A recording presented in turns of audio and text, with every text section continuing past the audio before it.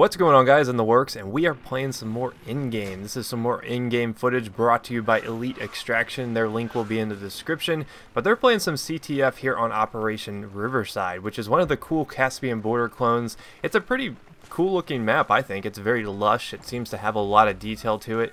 And it's one of the maps that I'm really excited to get a chance to play. But as it stands right now, the only platform with in-game is PS3. Us Xbox and PC Premium members have to wait another couple days before we actually get our hands on it. And that's going to be one of the topics that we're going to talk about throughout this video, is exclusive release dates. You know, those deals with developers where it says, hey, X platform can release a DLC, you know, 2 weeks earlier, a month earlier than everyone else. But before we get into that, a lot of people have had a lot of mixed opinions on this particular DLC. My buddy Luton says that he thinks it's going to be a lot like Armored Kill, whereas people are going to get tired of it after a couple weeks. Whereas I've been told by a couple other people they really enjoy it. They think that it's a nice blend of like the Aftermath maps as far as size goes with like the Armored Kill maps. So you get a little bit of both worlds. I'm not really sure since I haven't had a chance to sit down and actually play with it. I don't know if that's the case, so I'm actually kind of curious. So you PS3 guys who've had a chance to kind of digest the in-game DLC, how are you guys enjoying it? I think the next couple of weeks will really define this particular DLC and see, you know, we'll get a good opportunity to see, you know, are people going to really like this? And I'm interested to see how that plays out, because this is a DLC that's basically the swan song of Battlefield 3, and I'd hate to see it go out with one that people just didn't really enjoy. Kind of like Armored Kill, because Armored Kill is kind of like the black sheep of the DLC so far. It's the one I think most people didn't enjoy the most. So, you know, let me know. I'm actually curious what the community thinks as a whole. But let's get to the main topic of this video, which is exclusive release dates. As it stands right now, PS3 is the only platform with in-game. That is due to a marketing deal with Sony and EA that basically says that PS3 can release the DLC from Battlefield 3 a week earlier than everyone else. So that means even if you're premium, you have to wait an extra week. You know, we've seen this all across the board on other platforms. You know, Xbox did it with Activision and Call of Duty. Xbox gets it a month earlier. So you can imagine that if you're doing the Call of Duty Elite type structuring back during Modern Warfare 3, what a giant mess that was. There was like 5 different release dates.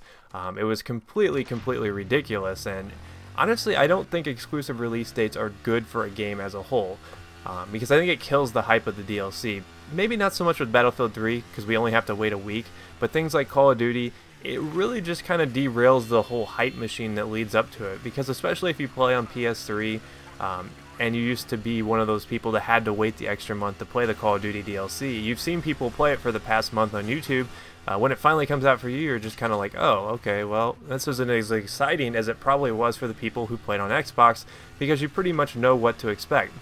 I'm personally kind of guilty of that, because I saw so much different, you know, what was it called, Revolution DLC for Black Ops 2, that I didn't even end up buying that DLC for the PC. And I actually did enjoy Black Ops 2 every once in a while, and I totally anticipated of getting the DLC for that, but I never ended up getting it. You know why? Because I had to wait an extra month to get it, and I had to wait an extra 5 weeks, because I think PC actually had to wait an extra week over the PS3, so we actually got it the latest out of everybody, and I was just like, well, you know, I've kind of seen it. It's more like a been there, done that. I'm not really interested in buying this.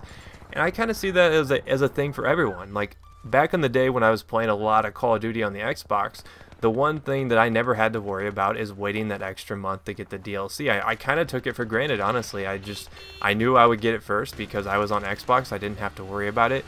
But a lot of my fans played PS3 back then, and they always used to be like, well, it sucks for us because we don't get to play it. And it's kind of like, you know, I kind of see how they feel now, because now that I play on PC, you know, I have to wait a month on Black Ops type stuff. I have to wait a week to get Battlefield 3 stuff. You know, the week's not a big deal. Like I said, a week is nothing compared to an entire month, but it still kind of kills the hype train. It kind of deflates you when you're like, oh yes, you know, in-game's here, everyone's getting to enjoy it, but everyone's not getting to enjoy it. So I've really never been a huge fan of exclusive release dates. I think they're bad for the game as a whole. It kills a lot of the sales for the DLC. I mean, if you look at the way Modern Warfare 3 worked, and I think this is a prime example of how stupid this sort of, staggered release date type system is Modern Warfare 3 had so many different release dates because of Call of Duty Elite. They had it for Call of Duty Elite Xbox, and they had it for Call of Duty Elite PS3, then they had it for, normal Xbox, then they had it for normal PS3, then they had it for PC. It was just completely all over the place. Nobody knew when, the next DLC was coming out. Nobody knew when to expect to get the DLC, and it was really confusing. And I mean, even leading up to the Battlefield 3 DLC, no one really knew what to expect. They knew that PS3 was going to get it a week earlier, and that if you weren't a premium member, you were going to have to wait, an extra 3 weeks. 3 weeks to get the DLC if you were on Xbox and PS3. So if you're watching this and you plan on getting in-game but you don't have premium, you won't be able to pick up in-game till the end of March, and that's pretty frustrating. So even Battlefield 3 has its shortcomings when you really think about it. I think there's a lot of things that they need to work on to kind of hone this sort of exclusive stuff, because I just don't really think it works. I don't think it's good for the publisher. I don't think it's good for the fans. I definitely don't see any benefit. I know that Sony and Activision and EA and all those guys they're paying each other to do this type of thing, but I don't think anyone really benefits from it, because I think it hurts sales as a general whole. So I'm actually curious to see what you guys think about this. How do you feel about staggered release dates? I know a lot of you PS3 guys are like, oh, I love it because we get to play the DLC, but I think if you're a cross-platform gamer, I think you'll really understand what I'm trying to go with on this, and that it doesn't really help the sales of the game. It doesn't really help the game as a whole. I think if anything, it just kind of hurts it. And I like to enjoy this with everybody. I think that it's cool that we all get to experience the game as it's supposed to be, as it comes out, as opposed to sitting around and waiting, 4 weeks to actually get our hands on it. So let me know what you guys think in the comments. I'm actually pretty curious. Hopefully you did enjoy this quick little gameplay showing off some of the map portions. I can't wait to get my own gameplay up, show you some of the bigger, more spread out portions of the map on PC, because I have heard that there are more bases and stuff. But if you missed any of my other videos, I did a Battlefield 3 in-game dirt bike footage video yesterday. That's worth checking out if you want to see some dirt bike footage. And before that, we talked about the new pistol, the S-TAC, so check that one out as well. And I will see you guys next time. Peace.